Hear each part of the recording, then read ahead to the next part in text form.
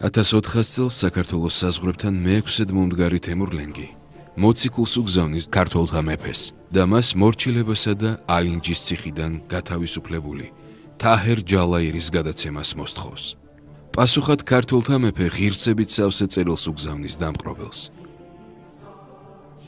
რადგან სარკინოზი და ურჯულო ხარ, არ გეცოდინება წინასწარმეტყველთა მიერ თქმული. უფალი ამ პარტავანთა შემუსრავს, ხოლო მდაბალთა მოსცის მადლი. ჩემი მეფობით, არც უმცირესი და არც უპატიო ვარ შენზე, რადგან დავით წინასწარმეტყველის ძირთაგან ვარ წარმოშობილი. ბაგრატიონები ღვთისგან ვართ მირონცხებულნი და მისი განგებით ვმეფობთ.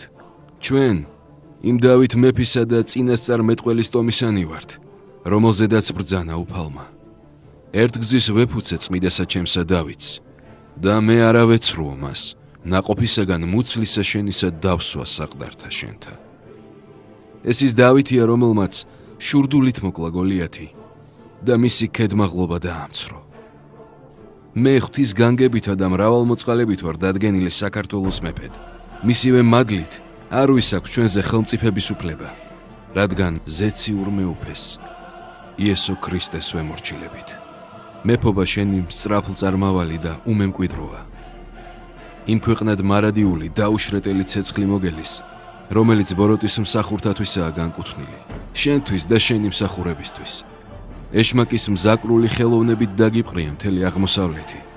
მისი ძალით გყავს მეომართა სიმრავლე.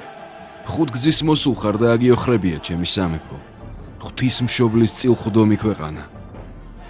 ესეც იცოდე, რომ ყოველივე შენი ძალმოსილებით კი არ ხდება, არამედ ჩვენი ცოდვების სიმრავლის გამო.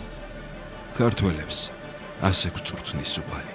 თუ დიაცი არ ხარ და სეფექალი, მოდი აქ შენი სპით. თუ არადა ღვთის ძალითა და ჩემი გამორჩეული მეომრებით, თავად მოვალ შენთან. მართალია შენგან ბევრი ბოროტება გვიგემია, მაგრამ უვნებლად არც შენ წასულ ხარ ჩვენგან.